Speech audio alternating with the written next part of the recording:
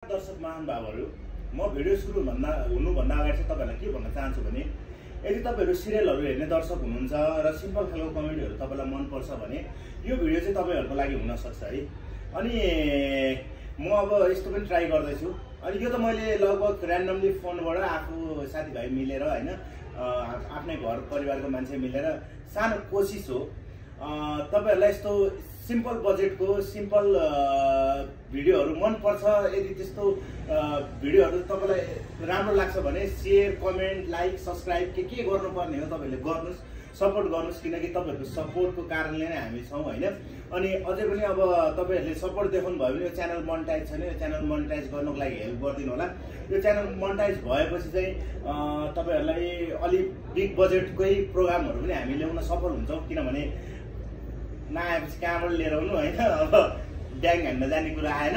अनि म यसरी बोल्दा पनि बोल्दैन थिएँ, यति लामो तपाईहरुलाई मोनोटोनस हुने गरी युट्युबको अल्गोरिदमले चाहिँ के भन्छ भने 8 मिनेट कटाउनु भन्छ।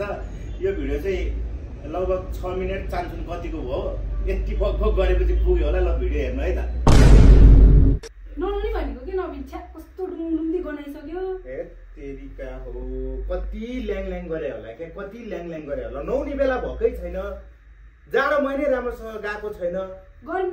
जाडो महिना गएर गर्मी महिना आइछ अब ल डुङडुङदी गनाइछ। नौन भनेको कसले भने गर्मी आयो, कसले भने गर्मी आयो, बाहिर मौसम तातो हुँदैन, तातो कसले भने डुङडुङदी गनायो भनेर छ। तेरो बुढो गनायो, डुङडुङदी गनायो भन्दा छ। तेरो बुढो गनायो भनेर तँलाई कान भर्ने चाहिँ को के चक्कर हो तिम्रो? गनाइ नै रहेछ त। अनि कुनले भने त्यो पल्ला भएर साइलोले भने क्या डुङडुङदी गनाइछ। नौन जाऊ है, नबी मलाई थाहा भएन छ। नौन गइहाल्ला न भनेको। यस्तो गर्मी नै नआएको न, यस्तो जाडोमा म कठाङ्गेर मर्नु छैन। म नुहाउँदिन, राम्रोसँग गर्मी आइसकेको छैन। नुहाउने बेलामा नुहाउने समय भएपछि टिप क्वाइट, नुहाउने समय भएपछि आई विल डु। जबरजस्ती हुन्छ। कस्तो भाडा सफा गर्न बस्यो भने तिम्रो जिउ चाहिँ सफा गर्नुपर्ने बेला भएको छ कि नबिन। अझ पनि नुहाएन भने तिमीलाई यो समाजले स्वीकार्छ भने? स्वीकारिरहेछ त, स्वीकारिरहेछ। जताततै नबिन खोइ कलुवा, खोइ होइ रिच कलुवा भनेर मेरै चर्चा परिचर्चा छ। तिमीलाई नै म नुहाएन भन्ने टेन्सन, तिमीलाई नै म चाहिँ गए गुज्रेको लाग्नुको कारण के हो? गर्मी आउनु परेन भने नुहाउनको लागि यार, मुड आउनु परेन मान्छेलाई, जबरजस्ती हुन्छ। जेल पर्या कैदी हो म कहिले काहीँ त लाग्छ म श्रीमान हो कि साला के हो यार। शिरमा राखेर मान गर्नुपर्ने मान्छेले चाहिँ खालि चाहिँ शब्दको प्रहार नहान्न त। म नुहाउँदिन, नुहाउँदिन क्या म। यस्तो नुहाउँदै ननुहाउने डुङडुङदी गनाइनसँग म त बस्दै बस्दिनँ, म त माइत जान्दियो। के भयो फेरि? किन कपडा सपडा हालेर कहाँ जान लाग्यो? माइत यस्तो डुङडुङदी गनाउने मान्छेसँग को बस्छ भने म त बस्न सक्दिनँ। कस्तो गनाउने भने उहाँ सुन्दरीहरूले चाहिँ कस्तो बाहना भनेर पर्साउँदा हाल्दैन टोलतिर। यहाँनिर मान्छे टोल छिमेकीले कस्तो डुङडुङदी गनाउने भनिसक्यो। कुन चाहिँ बौलाले भन्यो फेरि? दिमाग खराब नगरौँ न। ल भयो छोड्दै छोड्दै। नुहाउन त नआउँछौ नि। नुहाउन चाहिँ नुहाउँदिन है। तर सुन है त, यसरी सुन न, टोल छिमेकीले कुरा काट्छन् सुन होइन। यस्तो डुङडुङदी गनाइरहेछ। चुप लाग्दैन यस्तो के टोल छिमेकीले कुरा काट्छन् होइन। अब एक रात मैला हरायो भने कस्तो समाजमा कुरा काटिन्छ। भोलि तिमी माइतै गएको भनेर थाहा हुन्छ त। नुहाउन त नआउँछौ नि। नुहाउन चाहिँ नुहाउँदिन। सुन ल ल ल भयो अति नै भयो, अति नै भयो। अब सुन है, तिमीले जे भन्यो त्यही मान्छु, जसो भन्यो त्यसै गर्छु। नुहाउन त नआउँछौ नि होइन? नुहाउन चाहिँ नुहाउँदिन। नत्र भए म पनि जान्छु। अनि के भयो तपाईँ? लास्ट टेन्सन भयो यार। बिहानै किचकिच, बेलुकै किचकिच, दिउँसै किचकिच, अनुहार देख्न पाएको छैन, स्वास्नी आउने, ननुहाउने ननुहाउने भन्ने हेर त। अब हेर जाडो महिना गएकै छैन नि राम्रोसँग, अझै पनि जाडो छ नि। अब साथीको मर्का साथीले बुझ्छ नि, भन् त ल। अहिले नुहाउने बेला भयो त भन्। होइन नुहाउने बेला चाहिँ भएकै जस्तो लाग्यो है मलाई। के भन्छ फेरि यो? अलिअलि स्मेल चाहिँ आइ नै राखेको छ। यसले पनि अब साथ छोड्ला आएको छ। साँच्ची हो र भने? साँच्ची हो भने त नरिसान यार। नलगे कति हो र जम्मा 6 महिना त भयो। जाडो महिना राम्रोसँग गएकै छैन, अझै चिसो चिसो हावा चलिरहेको छ। गर्मी आइसक्यो अब केटा, अब नुहाउने बेला भएको हो क्या त? साँच्ची नै हो भनेपछि सिद्धान्त चेन्ज गर्नुपर्छ है क्या हो? म सोध्छु। रिसाउने चाहिँ नरिसा ल। होइन नुहाउने बेला नै भइसक्यो हो र भने मेरो। अस्ति भर्खर 6 महिना अगाडि नुहाएकै जस्तो लाग्छ।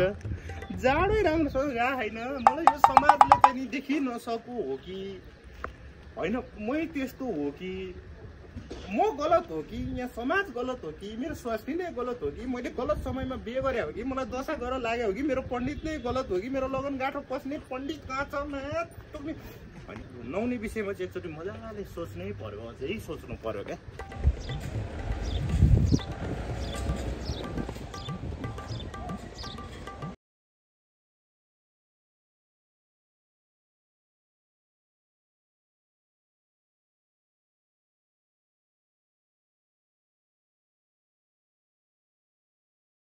सोच्दा हुँदैन घोप्टो परेर सोच्दा हुँदैन दिमाग खराब भइसक्यो यस्तो सोच्दाखेरि त म त डिप्रेसनमै जान्छु कि क्या मान्छे किन डिप्रेसनमा जान्छ जस्तो लाग्छ एन्जाइटी अट्याक किन आउँछ जस्तो लाग्छ माछा पोखरी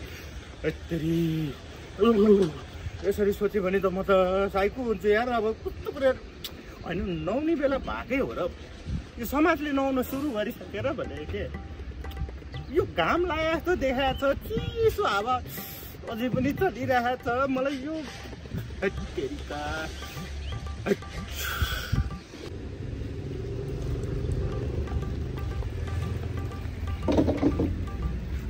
पानी खेलाएर बस्यो भने बच्चा जस्तो छ्या बुढी अब मैले नुहाउने निर्णय गरेँ नुहाउने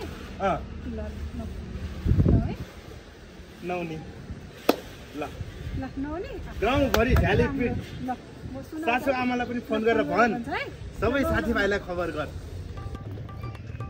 बाबु नबिनले त नौ छ अरे कस्तो खुसीको कुरा हेर्नु दाइ 9 छ अरे नौ छ अरे भने यो त बडो खुसीको कुरा हो त भाउजू पहिलोचोटि म साथीहरूलाई भन्नु आउँछु ए ल जाऊ म त धेरै खुसी भएको मम्मी भन्न नबिनले नौ छ अरे भने कस्तो खुसीको कुरा हेर्नु त ए नौ छ अरे नौ छ अरे नुहाउँदैन होला त्यो बाउले मलाई त विश्वासै लागेको छैन नौ छ किन खोइ नुहाउँदैन होला गर्मी महिना नि लाग्छ नौ छ होला मम्मी अब त गर्मी महिना लागेर नुहाए मात्रै नत्र त्यसले नुहाउँछ जस्तो लागेको छैन मलाई ए बुढो आउनु त पानी रेडी भयो यहाँ खल खल नुहाउनु त कौन है वो कौन है कहाँ से वो आया चारों दिशाओं से ध्रुव सत्य पाया जो चाहिँ थियो 6 महिनादेखि ननहाया आज नहुनको लागि आँट गरेर आया